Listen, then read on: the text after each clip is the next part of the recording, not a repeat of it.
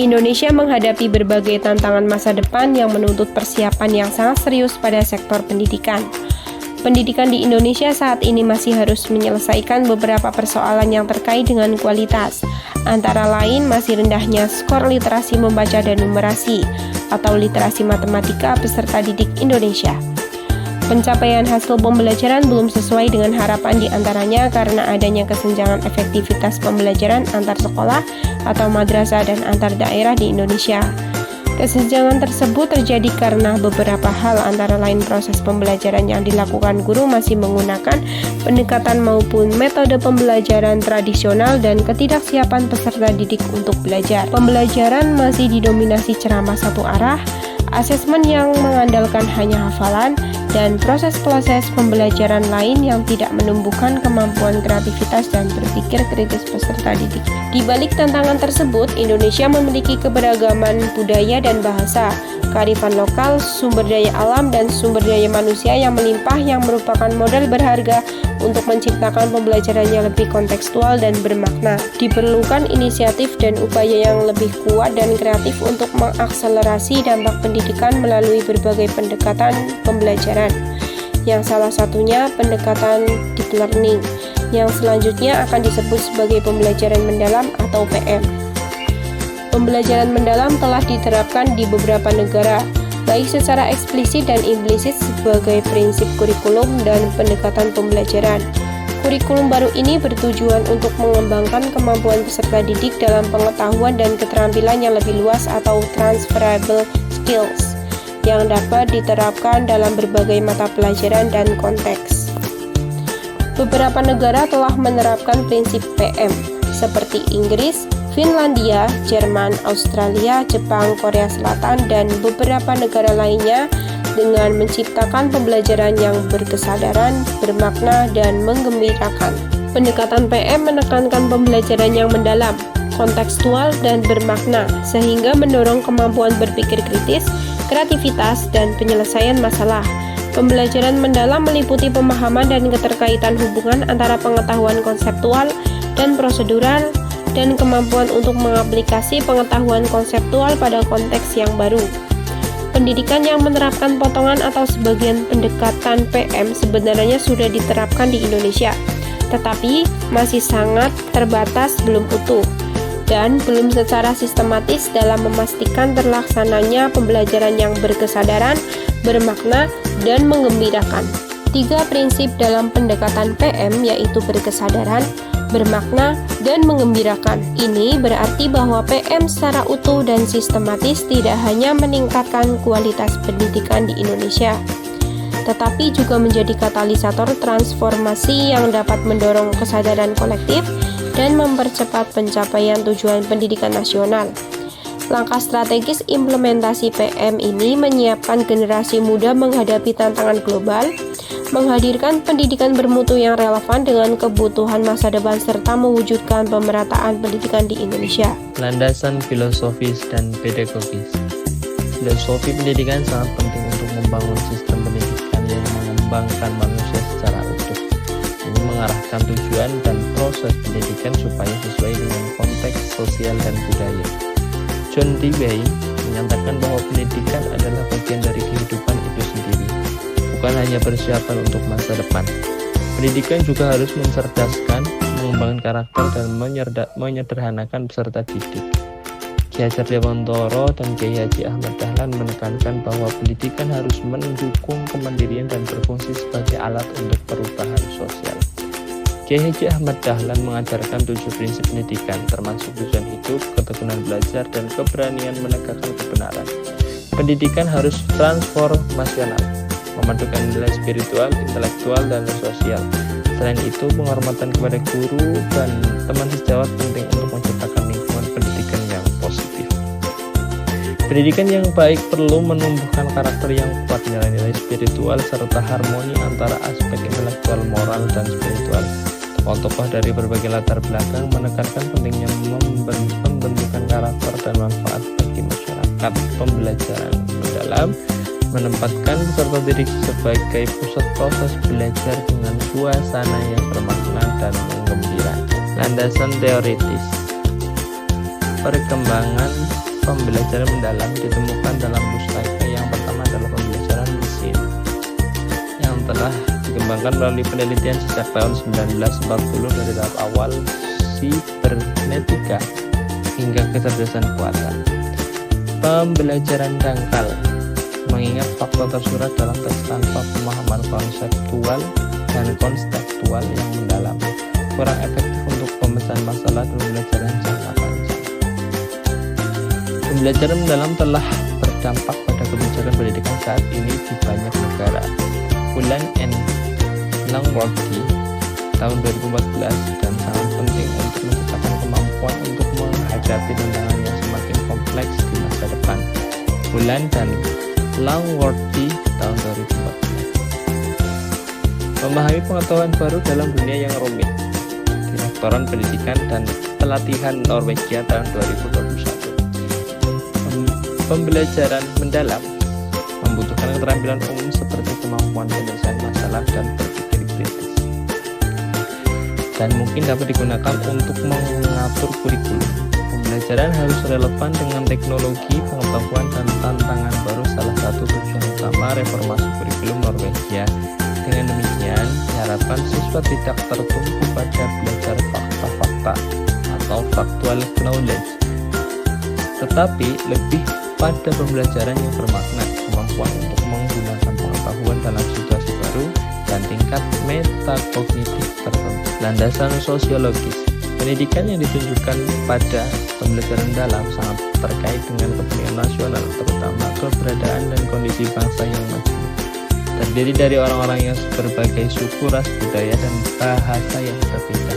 Dan semua ini harus digabungkan untuk membuat bangsa ini maju dan berjati diri. Memperkuat kehidupan bangsa adalah tujuan filosofis yang mendalam dan merupakan tujuan ketiga dari kemerdekaan Republik Indonesia. Dalam alinea keempat pembukaan Undang-Undang Dasar 1945, para pendiri Indonesia berjanji untuk membangun kehidupan yang cerdas dan sempurna dengan menggunakan akal budinya yang di semua aspek kehidupan. Selain itu, mencerdaskan kehidupan bangsa mencakup semua aspek kehidupan bangsa, termasuk budaya, sistem, dan dari sudut pandang sosiologis. Tujuan dari pengembangan pendidikan adalah untuk mewujudkan kehidupan bangsa yang cerdas, yaitu kehidupan yang satu, dipenuhi dengan perilaku warga yang mengandung kebajikan dan kemajuan bagi diri sendiri, masyarakat, bangsa, dan kemajuan sebagai mengikuti ajaran agamanya dan nilai-nilai Pancasila, serta menerapkan ipteks menghindari perilaku yang merugikan bagi diri sendiri, masyarakat, negara, dan kemanusiaan. Seperti yang disebutkan di atas, tujuan konstitusi untuk membangun kehidupan cerdas bangsa dapat dicapai melalui penerapan pembelajaran mendalam sebagai dasar dari seluruh sistem pendidikan nasional. Selain itu, aspek sosiologis dari pendidikan holistik selaras dengan gagasan Ki Hajar Dewantara bahwa pendidikan berarti upaya untuk memajukan pertumbuhan budi pekerti, kekuatan batin, karakter, pikiran, dan tubuh anak-anak. Pendidikan menuntut segala kekuatan kodrat yang ada pada anak agar mereka sebagai manusia dapat mencapai keselamatan dan kebahagiaan dan yang sepenuhnya. Landasan yuridis. Landasan yuridis dimaksudkan menjadi dasar dalam menetapkan kebijakan pendekatan pembelajaran mendalam. Ada dua pemaknaan peraturan yang terkait dengan pembelajaran mendalam, yaitu yang pertama ada pembelajaran mendalam dan dimensi profil lulusan. Yang pertama ini ada dua pasal ya, pasal 1 Undang-Undang Nomor 20 Tahun 2003 ya, dan ada pasal 3 Undang-Undang Sisdiknas ya. Yang demikian pembelajaran mendalam diterapkan untuk mewujudkan dimensi profil lulusan yang beriman dan bertakwa kepada Tuhan Yang Maha Esa, berakhlak mulia, sehat, memiliki keterampilan sosial dan keterampilan belajar sebagai warga negara. Yang kedua ada pembelajaran yang berkesadaran, bermakna, dan mengembirakan. Bahwa pembelajaran yang berkesadaran, bermakna, dan mengembirakan sejalan dengan tercipta suasana belajar yang interaktif, inspiratif, menyenangkan, menantang, memotivasi peserta didik, untuk berpartisipasi aktif dan memberikan ruang yang cukup bagi prakarsa kreativitas, kemandirian sesuai dengan bakat, minat, dan perkembangan fisik. Landasan empiris. Landasan empiris terkait dengan penerapan kebijakan pendidikan di Indonesia dan mancanegara yang relevan dengan pembelajaran mendalam dan prinsip pembelajaran yang berkesadaran, bermakna, dan menggembirakan. Yang pertama itu ada pengembangan kompetensi masa depan. Pada pendekatan dan model pembelajaran yang ditetapkan di Indonesia mengacu untuk atau mengikuti kebijakan kurikulum. Sejak Indonesia merdeka telah terjadi pergantian kurikulum kurang lebih 11 kali ya. Yang pertama di tahun 1947 sampai di kurikulum merdeka yang sekarang ini. Salah satu kebijakan populer pada kurikulum merdeka yaitu menetapkan 6 dimensi profil pembelajaran Pancasila yang jadinya pengembangan kompetensi masa depan dituangkan dalam berbagai perkembangan kurikulum. Yang kedua ada pembelajaran yang berkesadaran, bermakna, dan menggembirakan. Nah, di poin 2 ini ada penerapan pembelajaran mendalam di mancanegara dilakukan beberapa negara yang menggunakan pembelajaran mendalam secara khusus dalam kurikulum dan menetapkan dalam pembelajaran diuraikan sebagai berikut. Yang pertama ada pembelajaran mendalam sebagai kerangka kerja utama dalam kurikulum Norwegia, bahwa negara Norwegia menetapkan kurikulum baru pada musim gugur tahun 2020 dengan menggunakan kerangka kerja PM.